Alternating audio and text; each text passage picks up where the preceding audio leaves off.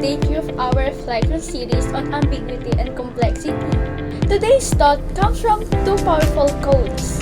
Dan Smith once said, "I really like people to be able to interpret stuff in their own way.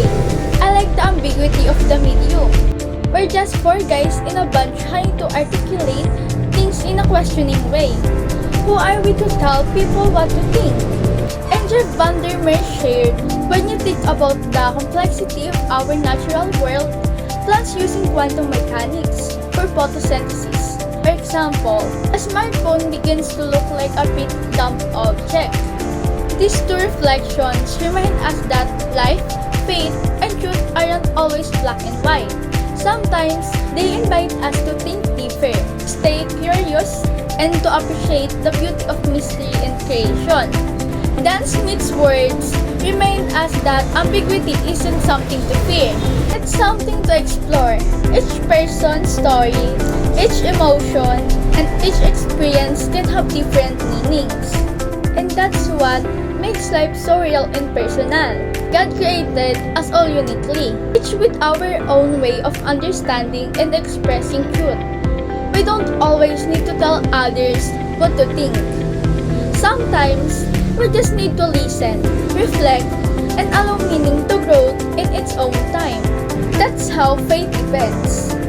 Not by forcing answers, but by learning through experience and prayer. Then, Jeff Vandermeer's quote reminds us of how complex and amazing our world truly is. When we look at nature, how plants use lights to live, how life connects in ways we don't even see, we realize that God's creation is far more intelligent, powerful, and intricate than anything we could ever build. It reminds us to be humble. All the technology and knowledge in the world cannot compare to the wisdom of God's design. Even in all complexity, we find beauty, a beauty that leads us back to awe and gratitude. Ambiguity teaches us to listen before we speak. Complexity teaches us to wonder before we judge. And together, they remind us we just need faith strong enough to trust in what we cannot see. Let's not rush to define everything. Let's learn to pause, reflect, and find meaning in the mystery. Because sometimes, that's where God is speaking the loudest. So today, embrace the unknown and the complex.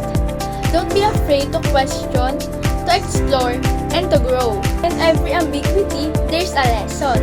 In every bit of complexity, there's proof of God's perfect design. Thank you for joining day 3 of our reflection series. May your heart stay open to new understanding, and may your faith continue to find peace, even in life mystery.